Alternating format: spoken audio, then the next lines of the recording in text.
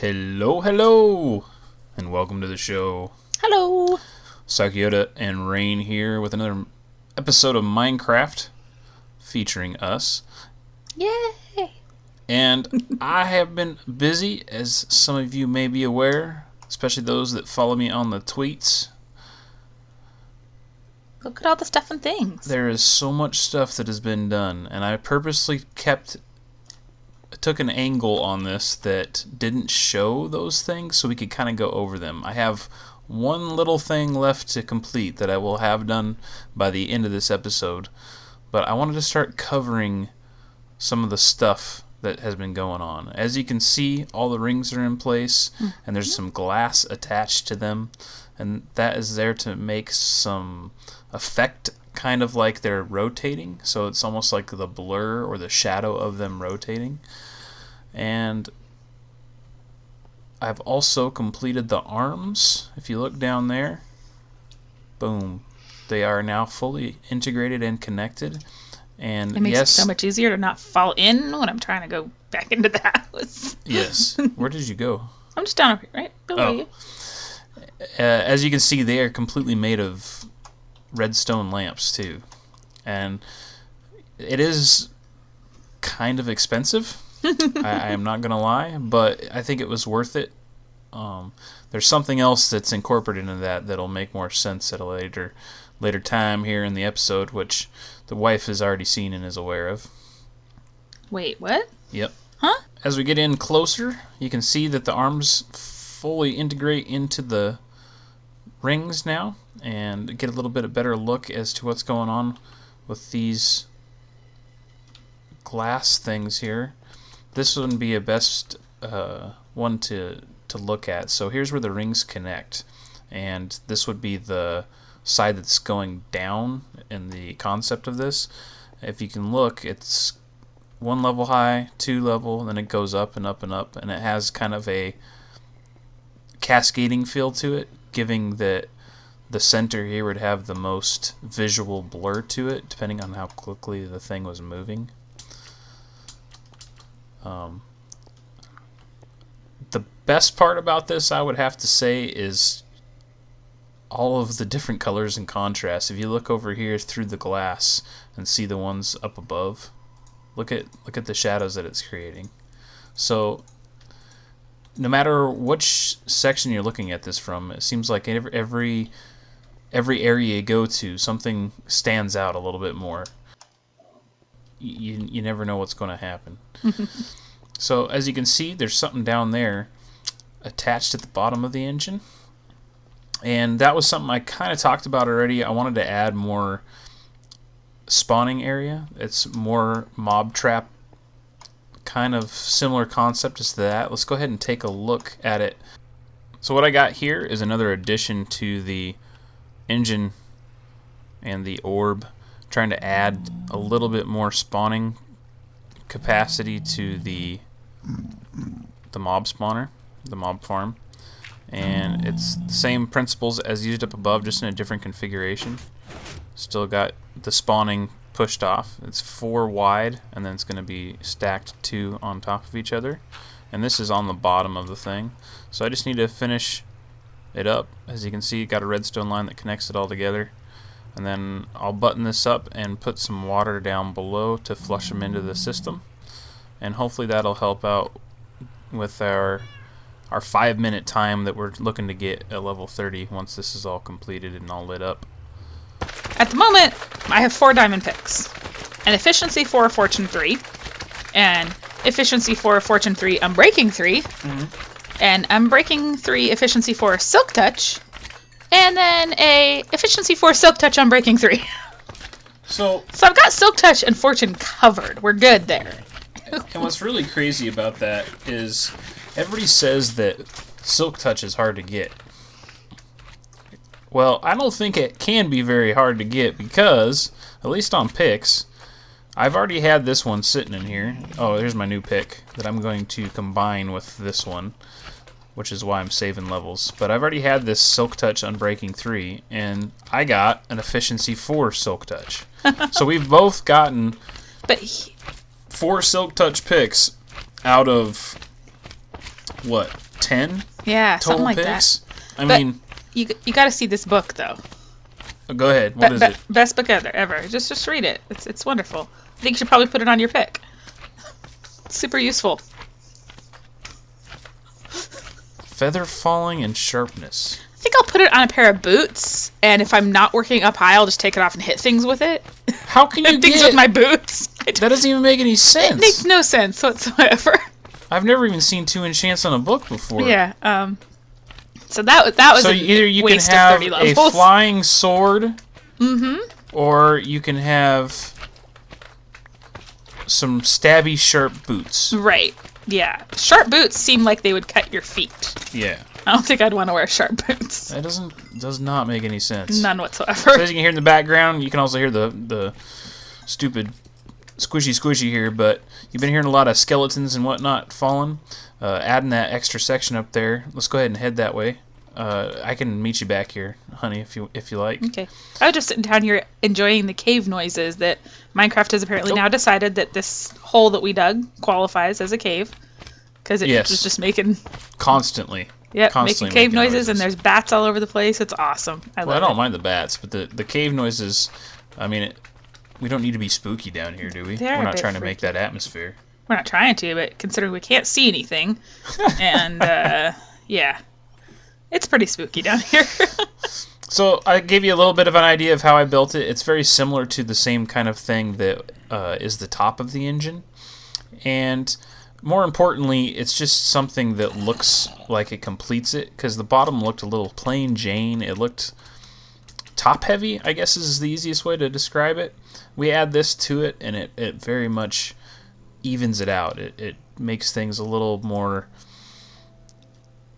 top and bottom feel the same weight, and it kind of completes the whole thing. It's adding quite a bit more spawning to it. Also changed out all that cobblestone into glass, but I'm still having this issue right here with the mobs getting stuck on the vines.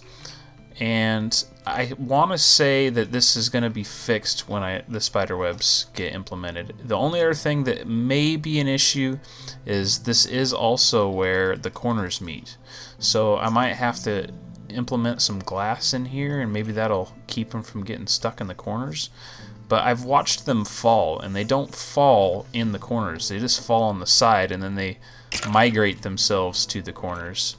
I don't know if it's just... Well, that's not very smart of them. Well, it's almost like they're trying to escape. Like they think there's an opening there, and I don't know if it's something to do with the glass being a hollow block or what, but something is not working correctly on it. So hopefully we'll fix that with the cobwebs. We'll just have to wait and see. This obviously happens more often when I'm sitting here and they can see me on this level, because they can track you through walls. Now I want to show you guys what has been going on with these things on the end here. As you can see, some of the lights are on, and you may have noticed as we went past it why that is. So I'm going to head upstairs while I leave you to ponder on this. Knockback 2, Bane of Arthropods 4. Ooh. Oh yeah. I am going to quickly show you how to set up these light alternating systems here. It's a pretty simple thought process. Something that has been utilized quite a bit since they've been implemented is a version in one form or another of a hopper timer. Well, this is how that concept kind of came about. So if you put two hoppers facing into each other, and then a comparator facing out of that, and then I'm going to put a randomizer in here by adding some repeaters. First one's going to be 1, 2 clicks, and then third one 3 clicks. And then all you got to do is pop in one item. Do you only want to put one item in, and it will just rotate back and forth. And there you go. You got yourself a little bit of a clock going on there. Now, as you can see, this is randomizing it up just a little bit. If you do put this on 4 ticks, it will lock it. And I have come up with different ways to get rid of that, but sometimes those things just don't seem to work correctly in multiplayer situations versus single player. So we're just going to go ahead and do it this way. In the single player version, you can essentially set it up so that if they're on full 4 ticks, it will pick up every other tick from this one. And I don't know, I mean, I could just add extra repeaters in and then it would be good to go. But let's go ahead and move on some more wiring into the next step, and I'll be back with you. I have a good start here. Got a good floor layout for every arm of the engine. I'm going to go ahead and cover up the center here with carpet. Oops. This will allow us to hide all this stuff and still be able to walk on it.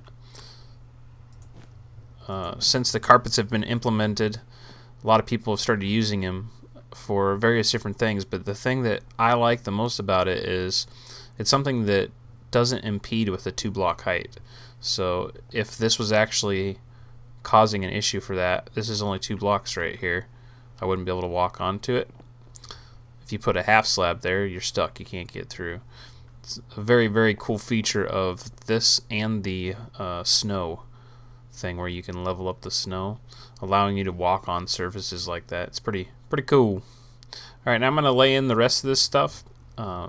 Obviously, I'm just trying to try to get a cool pattern out of this more than anything. Not necessarily going to be lighting everything up, but I want it to alternate around a little bit. Make it look like it's letting off some kind of electric charge. Don't walk away from me when I'm talking to you. You weren't talking to me. Yeah, and next time, maybe I won't. Huh. Won't that be nice? Alright, so I think I got this figured out. We got this all filled in, and this is how it is done. And I don't want to spend too much time on this, but just in case you guys want to figure out what kind of rink-a-dink I did, you will notice it's not hitting all the blocks, but that wasn't really the purpose. It was trying to make it look like an electrical feel, like it's popping electricity off of it. So first thing I'm going to do is get rid of both of these redstones here. And I'm going to place a torch down, block, and a repeater on 2 ticks. Another block, redstone torch, and one right there as well, and one right there. And then just need to put a block there. This will actually make this hot, so the one behind it will go off. And then, oh, actually, that's right, this is this one. That goes like so. And then another repeater. Now this is something interesting. I mentioned this already. See, right now it's going, but depending on which direction it goes, it will lock up. If we do the one in the hillside on all of those ticks, it locks up and it doesn't work. I don't know why, it's just the way it works. It's borked. It's borked. So same thing over here, get the 2 ticks like so. Another one there, another one there, and another repeater on 3 ticks. Block here, and let's do that, and then just filling in all the other spaces. So like I said, you see that they're not lighting all of them up, but as you will have seen by now, the outside looks pretty snazzy. It makes it look that electrical charge feel I'm looking for. So that's basically it on that. It is nighttime currently, so I'm not getting too much out of this at the moment. But in order to get those 2 picks, the Unbreaking and Efficiency Fortune 2 picks to combine, I need 38 levels, and I cannot even name it. It says it's too expensive, so I don't know if after I can combine them, then I can name it. That'd be kind of a nice pick to keep, being Unbreaking 3, Efficiency 3, I think it is, and it'll be Efficiency 4 and Fortune 3. And then I'm also working on this one here, Thorns 1, Protection 3, and then Unbreaking 3. That'd be a good combination for a gold. It should last me a while. Yeah. But I'm not going to put it on because I'm tired of making like 1 or 2 pieces and then losing them. So I'm just going to hold on to those. Makes sense. What do you think? So I've been working on a chainmail set up in my chest upstairs. I combined... I think I have everything but the hat.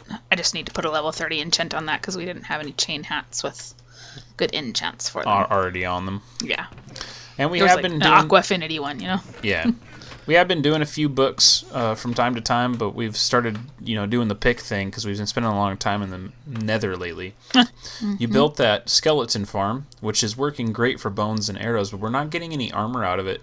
And after us talking about it for a little bit and thinking about it, although the drop levels, I think you said 30 down. I think it's 35. I believe it's like 23 or something like that to die without armor. Well, a lot of the times, the boots will have feather falling on them, which will negate a majority of that extra damage. So what I'm thinking is maybe putting like a lava blade in the bottom of that. Just something so that as they fall through right before they hit the bottom, they catch on fire. So if when they hit the bottom they don't die, they will still take the fire damage. Take enough fire damage to hopefully kill them off. I was just wondering, and I don't know if this is the case, but I was just trying to think back to videos I've watched and stuff. Is there some sort of mechanic where they're more likely to drop armor if you hit them, as opposed to if they just die on their own? I honestly don't know, and I'm hoping that we can test that or find that out. As we get these farms down here, we're going to be spending more time down there killing mobs. Yeah. And maybe it'll be more apparent to us. Yeah. If you guys at home know that, if you have any idea as to if that is the case, you actually have to do damage to them to get them to drop the armor, feel free to let us know. Obviously, when we were doing our little thing over there with the zombies at the night, we were getting tons and tons of armor. Because that's where all the armor came from. So we're going to head into the nether real quick and show you something that the wife has been thinking about and working on a little bit. It's going to be a long process. I know. There you are. It's going to be a long process, but it's something that you can look forward to happening in the next couple of episodes. I've been working diligently at it. And so we have this concept. First of all, this is completely paved all the way down. It's now 3.5, I think, tall. And she's been gathering resources for this, but this is her idea. And what we're going to be doing is dressing this up. And when I came in and saw this, I immediately knew she was trying to make a window here. And the only thing that I asked her about was she was using her idea for the colors. They were a little bit too contrasty in my opinion, so I suggested this clay, which is the clay white, and so it goes really well obviously with the other white, and then those light colors go great with the nether brick. Yeah. And we just dug a crap ton of nether rack out, so it's not like we're not going to have the ability to get this. It's just a matter of smelting it. I have 7 stacks on me at the moment, so. Of already smelted? Yeah, or? Of brick. Well, there you go. I'll have the wife explain to you why there's only one horse over here. I didn't do it. You didn't do it. I didn't do it. What'd you do? I didn't do anything. I came into the nether one day, and instead of there being 2 horses there was 1 horse, 1 horse armor, 1 saddle, and 2 pieces of leather. I don't know what happened. I did see your stupid horse running into the wall and suffocating himself a couple of times. Or did you push him into the wall? I didn't push him in there. Mm-hmm. I didn't. Mm-hmm. I didn't do it. It wasn't me. It could have been the pigman that I pissed off, but it wasn't me. Yeah. Do pigmen kill horses? Sometimes.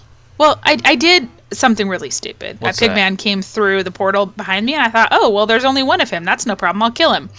So I hit him, and he killed me immediately. I didn't realize how hard they hit. Well, but then he went back through the portal into the nether. Yeah. And then I couldn't enter the nether again for like a day and a half. Yeah. Because if he goes back into the nether, he stays mad. You got to go like 40 blocks away or something like that. And I think it's the same for... Well, and I think the chunk has to be loaded while you do it or something, because I'd leave the nether, but it didn't matter how long I stayed away. He was still mad when I came in. He killed me. Why is your death count so high? It was all pigmen. It was all the pigman. 6 times he killed me. It was unpleasant. And here we are, as the sun sets on another day. A beautiful pink sunset, a lovely moonrise over there. So, the jungle. Does the end of our creation. Wait, so we're gonna die? Yes. I don't want to die. I don't want to die. Anyway, we are finally done with it, and here you are, in all of its glory and its lagginess. This is the alien leg machine. The alien engine orb. So cool looking. Now, I love it.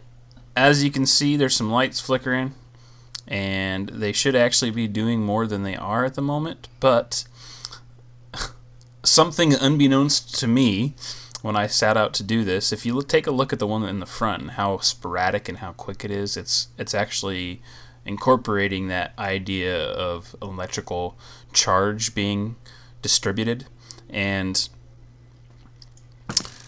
it's causing so much block lag from the updates from all the lights that I am getting an average of 45-50 frames per second while in the engine orb. This is without recording. This is without DxTory on. Right now, where I'm sitting recording, I'm getting between 40 and 45 frames per second, and that is no bueno. To make it even worse, if you take a look at the edge right there that we are at, basically right where the trees stop over at the jungle line, I was over there grabbing some cocoa beans, and these guys were on, and it essentially locked me up. I couldn't even move. So it took me about 5 minutes to move 10 blocks, but I was able to get away from the chunk borders that were causing the issue.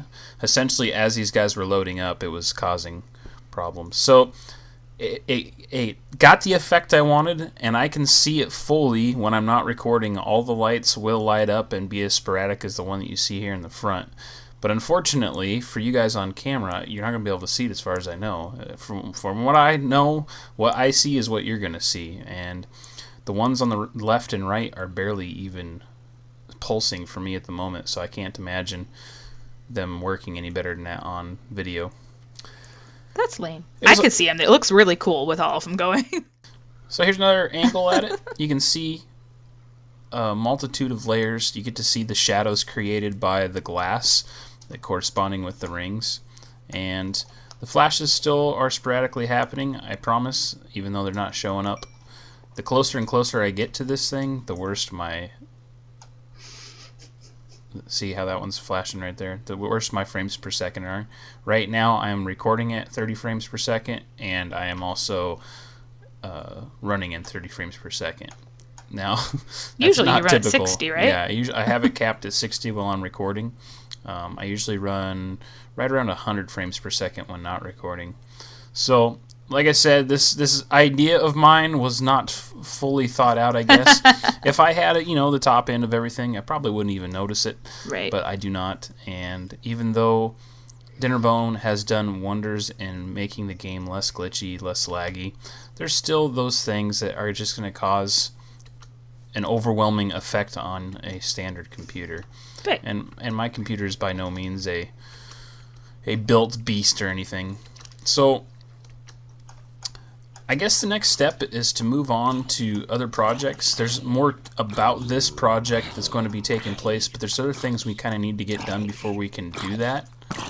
And one of those things is going to be that nether hub. You caught on fire. Yes, I did. The nether hub and the purification of that, and also getting some good armor. There's something that we have yet to do in any Minecraft adventure, and that's actually find a stronghold. Yes, which means we need to go get to the nether fortresses and make a blaze farm, because we need blaze rods. So we have tons and tons of stuff to do. Obviously, we're going to intermix it with what's going on here and there. Might be time for another drunken caving adventure soon. We're running low on coal and iron. We are. We had at one point we had almost 4 stacks of blocks of coal, and we're down to less than 1 stack of blocks. So look forward to those things. I hope you enjoyed this build. Don't forget that like and subscribe if you enjoy my videos. And I will see you next time. Bye, guys.